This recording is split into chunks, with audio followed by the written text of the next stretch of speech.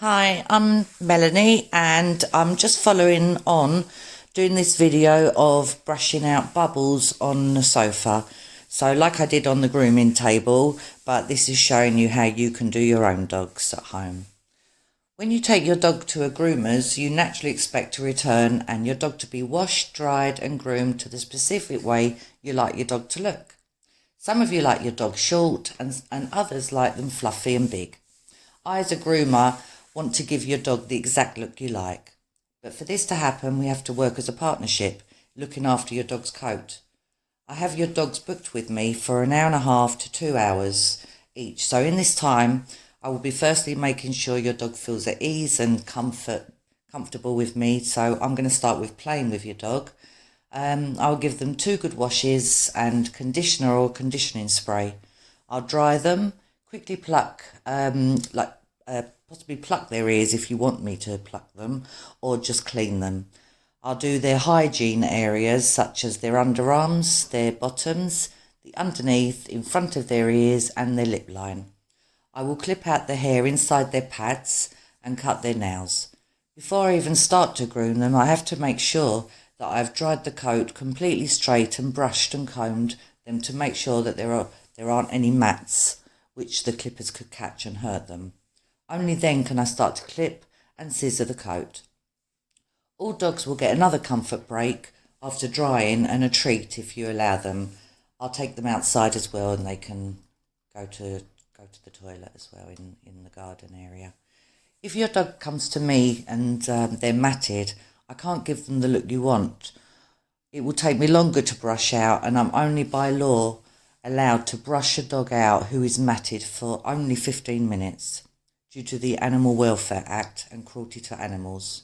Some mats will disperse themselves with the products that I use and the drying techniques I use, but I'm not a magician, and when a dog is what we call felted, then the only humane alternative is to clip the coat and free your dog from its straitjacket. Humanity over vanity. I want your dog to be happy, and if you have trouble brushing your dog, I will be no exception, and your dog will not have a happy experience of being at a groomer's, as they will associate going to a groomer's with pain. Now, you've spent a lot of money on getting your dog and giving them a good life with love, shelter, water and food. Another part of caring for your dog is to meet their needs with their skin and their coat. This is where I'm here to help you in our partnership. So if you do your part, then I can do mine without any discomfort to your dog or your pocket, as sometimes there are extra charges for clipping off a matted dog. All dogs need to be brushed daily for curly coats and up to 3 times a week for others. We as humans brush our hair at least once a day and it makes us feel good. Can you imagine not brushing your hair for weeks on end and turning up at the hairdresser's? The idea is not just to brush your dog's back. You have to concentrate on every part. Some people I've found brush certain parts but leave the ears and the tail. What then happens is it gets matted and after time impossible to brush out, or will definitely hurt your dog when trying to brush out. Brushing can be a close bond between you and your dog. Get into a routine. Sit in front of the TV with your dog on your lap and gently brush each leg. My dog loves this and rolls onto her back. The hair has to be brushed from the skin out in the same direction as the hair grows, so you're not hurting your dog. The areas that get matted quickly are the neck, where the collar is, and behind the ears where adults tend to rub the dog. The feet and the ankles, where their hair gets wet from walks and mats up. If it's not brushed out after a walk, it can really mat up quickly. The underarms where hair rubs and inside legs. It's also important that after brushing you get a metal comb and comb the hair through. Brushing alone does not take out the mats. There are lots of types of brushes on the market, but the brushes I love and always recommend are called the Simpsons Flexi brushes. And I love them because they're flexible, and if you've got a rigid brush, it's more likely it doesn't have any leeway to it. So these brushes flex back and forwards, so it gives a bit more leeway.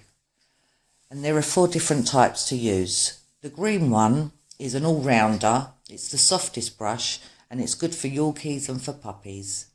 The purple one is also an all-rounder and it's good for double-coated dogs and Shih Tzu type coats. The blue one is for doodles, so any dog with a curly coat. The red one is a dematting brush and I do not recommend you to use it because it's quite harsh, and it's only groomers that have been trained to use these brushes that can do it without burning your dog's skin. I love these brushes, but don't forget the importance of using a metal comb after. When you come back from a walk, if you could rinse the mud off your dogs, and then I strongly suggest using a leave-in conditioning spray for them before brushing, as this will help to keep their coat tangle free and then they can dry naturally. The conditioning sprays I use are Julie Harris Management Spray, Designer Dog Amazing Tricks Coat Spray, but there are lots of others on the market for you to choose from. Thank you for listening. Bye.